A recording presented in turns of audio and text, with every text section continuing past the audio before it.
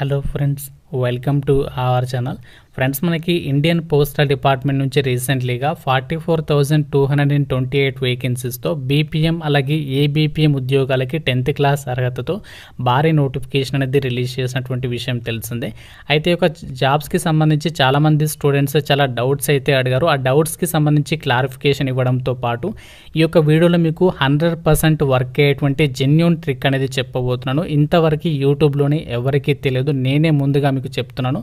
ఈ యొక్క ట్రిక్ కనుక మీరు పాటించినట్లయితే, ఈ యొక్క ట్రిక్ యూసేజ్ కనుక మీరు అప్లై చేసినట్లయితే మీకు 100% జాబ్ అనేది వస్తుంది. మీకు ఎన్ని మార్క్స్ ఉన్నా కూడా మీకు ఛాన్సెస్ అనేవి ఇంక్రీజ్ అయితే అవుతాయి. కాబట్టి వీడియోని చివరి వరకు అయితే చూడండి, మీకు అన్నీ కూడా క్లారిఫై అయితే చేస్తాను ఈ వీడియోలో. కాబట్టి ఎవరైతే ఈ యొక్క జీడీఎస్ జాబ్స్ కోసం చూస్తున్నారో తప్పనిసరిగా వీడియోని చివరి వరకు చూడడానికి ట్రై చేయండి. ముందుగా వీడియో చూసినటువంటి వ్యూవర్స్ అందరికీ చిన్న రిక్వెస్ట్, తప్పనిసరిగా లైక్ చేసే ప్రయత్నం చేయండి. మీకోసం 2 to 3 అవర్స్ పాటు కూడా వర్క్ చేసి ఒక అప్డేట్స్ ప్రొవైడ్ చేస్తున్నాను. కాబట్టి లైక్ చేసి మీ ఫ్రెండ్స్కి షేర్ చేయండి, ఛానల్ని సబ్స్క్రైబ్ చేసుకోండి. ఫ్రెండ్స్, ముందుగా మనకి ఒక జీడీఎస్ రిక్రూట్మెంట్కి సంబంధించి ఎవరైతే స్టూడెంట్స్ రిపీటెడ్గా చాలామంది ఏదైతే డౌట్స్ అడిగారో ఆ డౌట్స్ని నేను పాయింట్అవుట్ చేసి వాటికి సంబంధించి మీకు ఆ డౌట్స్ అనేవి క్లారిఫై చేసిన తర్వాత మీకు ఈ యొక్క జీడీఎస్ రిక్రూట్మెంట్కి అప్లై చేసేటప్పుడు ఆ జాబ్ రావాలంటే ట్రిక్ చెప్తానని చెప్పాను కదా, ఆ ట్రిక్ అనేది ఎలా యూజ్ చేయాలి అది కూడా చెప్తాను. వీడియోని ముందుగా మీకు ఫర్దర్గా చెప్తాను. వీడియోని ఎక్కడ కూడా స్కిప్ చేయొద్దు, కంప్లీట్గా చూడండి. ఇక్కడ మనకి ఫస్ట్ చాలామంది ఎక్కువగా అడిగింది ఏంటంటే రిజల్ట్స్ అనేవి ఎలా చెక్ చేసుకోవాలి అండ్ అలాగే రిజల్ట్స్ అనేవి ఎప్పుడు రిలీజ్ చేయబోతున్నారు ఈ యొక్క బీపీఎం అలాగే ఏబీపీఎం ఉద్యోగాలకి అని చెప్పేసి అడుగుతున్నారు. సో మనకి రిజల్ట్స్ వచ్చేసి 25 డేస్ తర్వాత మనకి అప్లికేషన్ ప్రాసెస్ అనేది కంప్లీట్ అయిన తర్వాత 25 డేస్ తర్వాత రిజల్ట్స్ అనేవి రిలీజ్ చేస్తారు. అంటే 25 నుంచి 30 డేస్, అంటే దాదాపు మనకి సెప్టెంబర్ 1st వీక్ లేదంటే ఆగస్ట్ మంత్ ఎండింగ్లో రిజల్ట్స్ అనేవి వచ్చేటువంటి అవకాశం అనేది ఉంది. రిజల్ట్స్ అనేవి ఎలా చెక్ చేసుకోవాలంటే మీరు అఫీషియల్ వెబ్సైట్లోకి వెళ్ళి ప్రజెంట్ ఏదైతే మీరు రిజిస్ట్రేషన్ నెంబర్ ఉంటుందో ఆ నెంబర్ తోటి అందులో మీరు సెర్చ్ బాక్స్లోకి వెళ్ళేసి ఆ నెంబర్ అనేది ఎంట్రీ చేసి తెలుసుకోవచ్చు. అంతేకాకుండా మీకు సెలెక్ట్ అయినట్లయితే ముందుగానే SMS పంపిస్తారు వాళ్ళు, అంతేకాకుండా ఈమెయిల్ ద్వారా కూడా మీకు తెలియజేయడం అయితే జరుగుతుంది. కాబట్టి మీరు రెగ్యులర్గా అయితే అప్డేట్స్ అనేవి ఫాలో అవుతూ ఉండాలి. ఒకవేళ మీరు సెలెక్ట్ అవుతామని చెప్పేసి హోప్స్గా పెట్టుకుంటారు కదా చాలామంది, వాళ్ళు రెగ్యులర్గా అయితే అఫీషియల్ వెబ్సైట్ని ఫాలో అవుతూ ఉండాలి.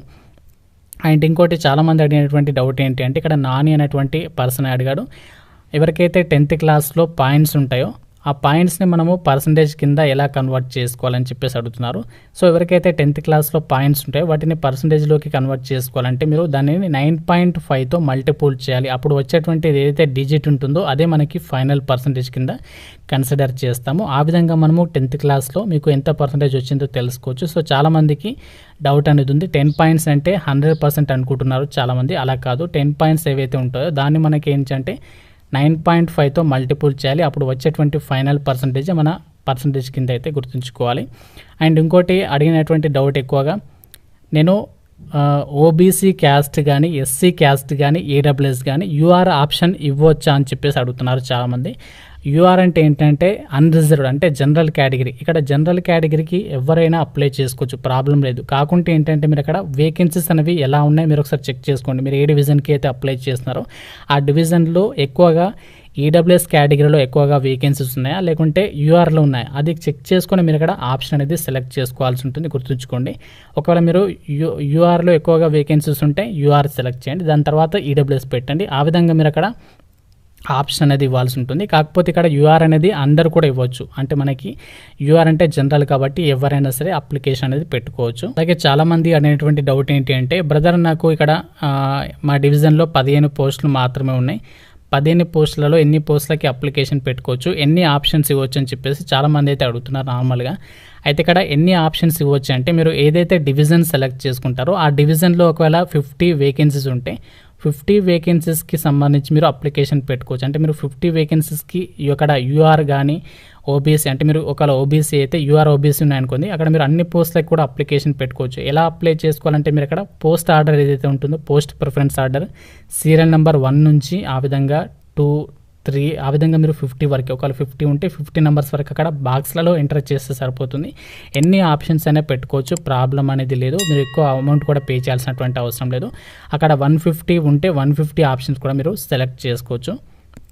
అండ్ ఇంకోటి చాలామంది అడిగినటువంటి డౌట్స్ కరోనా బ్యాచెస్ వల్ల ఏంటి అంటే, నాకు ఓన్లీ 18 ఇయర్స్ లేవు, ఓన్లీ 17 ఇయర్స్ మాత్రమే ఉన్నాయి, నేను ఎలిజిబులా కాదా, ఒకవేళ నాకు ఆగస్ట్ 2కి అయితే 18 ఇయర్స్ పడతాయన్న ఎలా అప్లై చేసుకున్నా వద్దా అని చెప్పేసి అడుగుతున్నారు. మీరు ఏంటంటే ఒకవేళ అంటే ఏజ్ అనేది కరెక్ట్గా లేకుంటే అంటే దాదాపు మనకి 17 దాటి 18 పడబోతున్నాయి అనుకున్నటువంటి క్యాండిడేట్స్ ఎవరైతే ఉన్నారో వాళ్ళ అప్లికేషన్ పెట్టుకోవడానికి ట్రై చేయండి మ్యాక్సిమం. ఒకవేళ అప్లికేషన్ సబ్మిషన్ అయితే హ్యాపీ, ఒకవేళ అప్లికేషన్ సబ్మిషన్ కాదు, మీరు ఎలిజిబుల్ కాదు అంటే మీరు లైట్ తీసుకోండి. అంతేగాని ట్రై చేయడానికి అయితే అప్లికేషన్ పెట్టడానికి మ్యాక్సిమం అయితే ట్రై చేయండి. ఎవరైతే కోవిడ్ బ్యాచెస్ వాళ్ళు ఉన్నారో 17+ ఇయర్స్ అంటే దాదాపు 18 ఇయర్స్ దగ్గర ఉన్నటువంటి క్యాండిడేట్స్ ఉన్నారో వాళ్ళు మాత్రం మ్యాక్సిమం అప్లై చేసుకోవడానికి ట్రై చేయండి. అండ్ ఇంకోటి చాలామంది మాది తెలంగాణ సార్, ఈ పోస్ట్ సెంట్రల్ వైడా లేకుంటే స్టేట్ వైడా, నేను వేరే స్టేట్లో అప్లికేషన్ పెట్టుకుంటే నేను అక్కడ నాన్ లోకల్ అవుతాను కదా, ఓపెన్ అవుతాం కదా అని చెప్పేసి ఇక్కడ ఒక పర్సన్ అయితే అడిగాడు. ఇక్కడ మనకి ఏంటంటే ఏదైతే మనకి ఒక జీడిఎస్ నోటిఫికేషన్ వచ్చిందో ఇది మనకి సెంట్రల్ నోటిఫికేషన్ కాబట్టి అందరికీ కూడా ఈక్వల్ ఛాన్సెస్ ఉంటాయి. మనకి మీరు తెలంగాణ అయినా సరే, ఆంధ్రప్రదేశ్ అయినా సరే, మీరు వేరే స్టేట్కి అప్లికేషన్ పెట్టుకున్నప్పటికీ కూడా మీరు అక్కడ లోకల్ లాంగ్వేజ్ ఏదైతే ఉంటుందో, మీరు ఒకవేళ బీహార్ స్టేట్కి అప్లికేషన్ పెడితే అక్కడ మనకి బీహార్ స్టేట్కి సంబంధించి లోకల్ లాంగ్వేజ్ ఏంటి, హిందీ. కాబట్టి మీకు హిందీ వస్తే సరిపోతుంది. అక్కడ మీరు ఇక్కడ తెలుగు పర్సన్ ఇతను, ఇక్కడ ఇతని ఈ స్టేట్ పర్సన్ అని చెప్పేసి అలా ఏమి చూడరు. ఒకవేళ మీరు సెలెక్ట్ అయితే మాత్రం కొంచెం మీరు అక్కడ బేసిక్ హిందీ వస్తే సరిపోతుంది. ఒకవేళ మీరు తెలంగాణలో అప్లై చేయాలంటే ఏం కావాలి, తెలుగులో లోకల్ లాంగ్వేజ్ రావాలి. కాబట్టి సో మీరు బీహార్ స్టేట్ అనుకుందాం, బీహార్ స్టేట్ నుంచి వచ్చి ఇక్కడ పనిచేస్తా అనుకుంటే కూడా వాళ్ళకి కూడా సమాన అవకాశాలు అయితే ఉంటాయి. కాబట్టి ఇది మనకి మీరు ఎక్కడైనా సరే అప్లికేషన్స్ అనేవి పెట్టుకోవచ్చు. కాకుంటే డాక్యుమెంట్ వెరిఫికేషన్ అనేది మన సొంత జిల్లాలోనే చేసుకోవచ్చు. అక్కడ మీరు అప్లై చేసేటప్పుడు పోస్టింగ్ ప్రిఫరెన్సెస్ ఇచ్చే క్రమంలో అక్కడ డాక్యుమెంట్ వెరిఫికేషన్ అని చెప్పేసి ఆప్షన్ వస్తుంది. అక్కడ మీరు మన డిస్ట్రిక్ట్ మీరు దగ్గరలో ఏదైతే ఉంటుందో అది సెలెక్ట్ చేసుకోవాలి.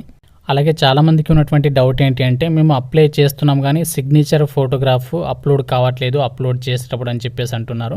సో చాలామందికి ఒక ప్రాబ్లం అనేది వచ్చింది. అయితే మీరు ఏదైతే అప్లోడ్ చేసినటువంటి ఫోటోగ్రాఫ్ సిగ్నేచర్ ఉందో మనకి నోటిఫికేషన్లో మెన్షన్ చేసిన సైజ్ ఏంటి అంటే ఫోటోగ్రాఫ్ ఏదైతే ఉంటుందో పాస్పోర్ట్ సైజ్ ఫోటోగ్రాఫ్ అదేమో 50 KB లోపు ఉండాలి సైజ్ అనేది. అది కూడా JPEG ఫార్మాట్లో ఉండాలి. ఈ యొక్క ఏదైతే డాక్యుమెంట్స్ ఉంటాయో ఫోటో సిగ్నేచర్ రెండు కూడా JPEG ఫార్మాట్లో ఉండాలి. ఫోటోగ్రాఫ్ అనేదేమో 50 KB లోపు ఉండాలి. అలాగే సిగ్నేచర్ డాక్యుమెంట్ ఏమో మనకి 20 KB లోపు ఉండాలి అని చెప్పేసి ఇచ్చారు. ఒకవేళ మీ దగ్గర ఈ యొక్క డాక్యుమెంట్స్ ఉన్నప్పటికీ కూడా ఉండి సైజ్ అనేది ఎక్కువగా ఉన్నట్లయితే మీరు రెడ్యూస్ ఇమేజ్ సైజ్ అని చెప్పేసి ఒక వెబ్సైట్ అనేది విజిట్ చేసి ఇందులోకి వెళ్ళేసి మీరు అక్కడ అప్లోడ్ చేసేసి డాక్యుమెంట్ అనేది కొంచెం సైజ్ అనేది తగ్గించుకొని అప్లోడ్ చేయండి. సో డెఫినెట్గా మీ యొక్క ప్రాబ్లం అనేది సాల్వ్ అయితే అవుతుంది.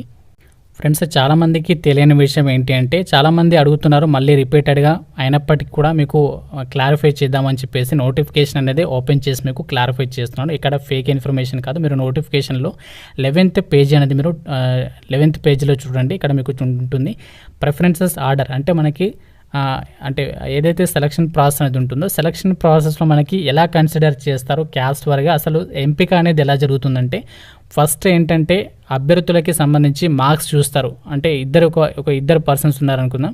ఆ ఇద్దరు పర్సన్స్లో ఒక పర్సన్కి 96 వచ్చాయి, ఒక పర్సన్కి 95 వచ్చాయి అనుకుందాం. అతనికి 96 వచ్చినటువంటి మార్క్స్ ఎవరికైతే ఉంటే వాళ్ళకి జాబ్ అనేది ఇస్తారు. అయితే ఇక్కడ మనకి ఆ యొక్క ప్రిఫరెన్సెస్ ఆర్డర్ అనేది ఎలా మారుతుంది అంటే ఇక్కడ మీకు క్లియర్గా చూపిస్తాను. ఒక పర్సన్కి అండ్ ఇంకో పర్సన్ ఇద్దరున్నారు పర్సన్స్, ఇద్దరికి కూడా సేమ్ పర్సంటేజ్ ఆఫ్ మార్క్స్ వచ్చాయి, 95 వచ్చాయి. అక్కడ మనకి ప్రిఫరెన్సెస్ ఆర్డర్ ఎలా ఉంటుంది అంటే ఫస్ట్ ఏంటంటే ఆ యొక్క పర్సన్ యొక్క ఏజ్ అనేది చూస్తారు. అంటే ఒక పర్సన్కి 95 వచ్చాయి, ఇంకో పర్సన్ 95 వచ్చాయి కదా, అక్కడ ఫస్ట్ ప్రిఫరెన్స్ ఎలా ఇస్తారంటే ఎక్కువ ఏజ్ ఎవరికి అయితే ఉంటుందో వాళ్ళకి జాబ్ అనేది ఇవ్వడం జరుగుతుంది. దాని తర్వాత ఏంటంటే ఎస్టీ ఫీమేల్కి ఫస్ట్ ప్రిఫరెన్స్ ఇస్తారు. అంటే అతను ఎస్టీయా కాదని చెప్పేసి చూస్తారు.